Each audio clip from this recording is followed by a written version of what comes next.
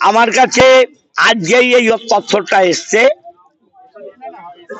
Vested land কি করে বিক্রি হলো। আমি তো বলছি একটা চক্র, এবং আমি একটু জেনে নিই ডিএলআর অফিস থেকে এবং এলআর এর কাছ থেকে। আমি সোম মঙ্গলবারে যদি ভেস্টেড জমি বিক্রি হয় নিশ্চয়ই ব্যবস্থা নেব, এবং সেটা আপনারা জানতে পারবেন। যখন বিক্রি হয়েছে, যারা কিনেছে তারা, তাদের দলিল রয়েছে, পর্চা রয়েছে, তারা বলছে তখন তো ভেস্টেড ছিল না। নথি না দেখে আমার পক্ষে তো বলা সম্ভব নয়। এলাকার মানুষ আমাকে বলছে এটা ভেস্টেডই ছিল, ভেস্টেড জমি বিক্রি হলো কি করে সেটা আমি না দেখে আপনাদের কারো বিরুদ্ধে তো বলতে পারছি না। জমি বিক্রি হলো নাকি বিক্রির পরে ভেস্টেড হয়ে গেল? আমি জিনিসটা পুরোই অন্ধকারে আজকেই জানলাম আপনাদের মতো। আমাকে 2 দিন হাতে সময় দিন, আমি এর দাগ নাম্বার খতিয়ান নাম্বার যদি 1 নম্বর দাগের হয় তাহলে গভর্নমেন্টের জমি, ভেস্টেড হলে গভর্নমেন্টের জমি। হ্যাঁ, আর যদি তার আগে কিছু হয় আমি নথি না দেখে বলতে পারবো না, কাগজ দেখি আপনাদের নিয়েই আমি সরেজমিনে তদন্তে আসবো।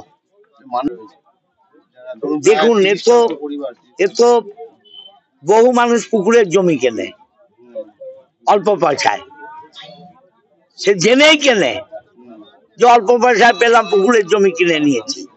আমি আপনাকে দেখাবো আমার মিউনিসিপ্যালিটির 22 নম্বর ওয়ার্ড, জমির পাশে যারা ভাড়া থাকতো তারাই কিনে নিচ্ছে, পুকুর ভরাট হয়েছে জেনেই কিনছে। তো পুকুর ভরাট জমি তো কেনা উচিত না, কিনছে। এগুলো মানুষের কি বলবো, টাকা সাশ্রয় করার ইচ্ছা, জেনে বুঝেও করা আবার না জেনেও করা, কিন্তু আমি কোনোটাই বলছি না। আমি বলছি আগে আমি তথ্য দেখে আপনাদের বলবো। পঞ্চায়েতে গেছিল ওরা, পঞ্চায়েত থেকে বলেছে যে আপনারা চুপচাপ থাকুন, আবার যেমনটা তেমন হয়ে যাবে। না, পঞ্চায়েত এরকম বলতে পারে বলে আমার মনে হয় না। পঞ্চায়েত কেন এরকম বলবে? পঞ্চায়েত নথি দেখবে, পঞ্চায়েত এডিএম এলআর এর সাথে বসবে, মিটিং করবে। হ্যাঁ, যা পঞ্চায়েতের নামে কেউ এরকম বললে মিথ্যা কথা বলবে।